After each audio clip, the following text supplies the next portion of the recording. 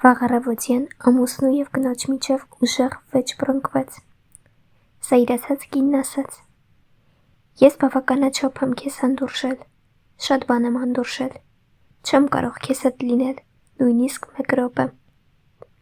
Տղամարդը նույնպես զայրացած ասաց. «Ես նույնպես հոգնել եմ քո անվերջ բողոքներից, չեմ ուզում քեզ տեսնել այս տանը, հավաքիր իրերդ և գնա»: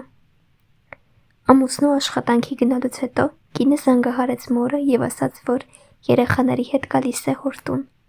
որ այլևս չի կարող ապրել այս դժոխքում: Մայրը նրան ասաց. «Առողջ բանականություն ունեցիր և մնա քո տանը, քո ավագ քույրը նույնպես կռվել է ամուսնու հետ, եկել է մեզ մոտ և վերջապես բաժանվել, հիմա էլ դու»: Մայրը զգուշացրեց դստերը, որ ոտք չդնի հոր տուն: Նա ասաց, որ դա լավ միտք չէ և խորհուրդ տվեց հաշտվել ամուսնու հետ, քանի որ իր ամուսինը վատ մարդ չէ: Մոր իմաստությունը հասավ այն աստիճանի, որ դստեր աչքերում արցունքներ հայտնվեցին և շատ լաց լինելուց հետո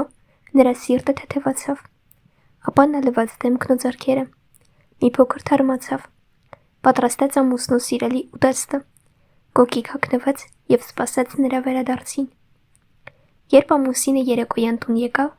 նա ջերմորեն ընդունեց նրան, կարծես առավոտյան ոչինչ չէր պատահել: Ամուսինը զարմացած էր և ուրախ: Ընթրիքից հետո, երբ ամուսինը վայելում էր անանուխի թեյ, կինը մոտեցավ նրան,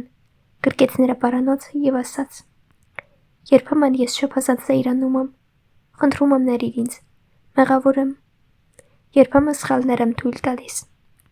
Կինը համբուրեց ամուսնուն և սրտում աղոթեց մոր համար, հակառակ դեպքում նրա հուզական որոշումը կքանդեր ընտանիքը: Սիրելի ծնողներ, ձեր երեխաների երջանկության համար շատ բան է կախված ձեզանից: Եթե կարող եք, աջակցեք նրանց ձեր բարի և բարոյական խորհուրդներով, եթե ոչ, հեռու մնացեք, մի խցկեք ձեր քիթը: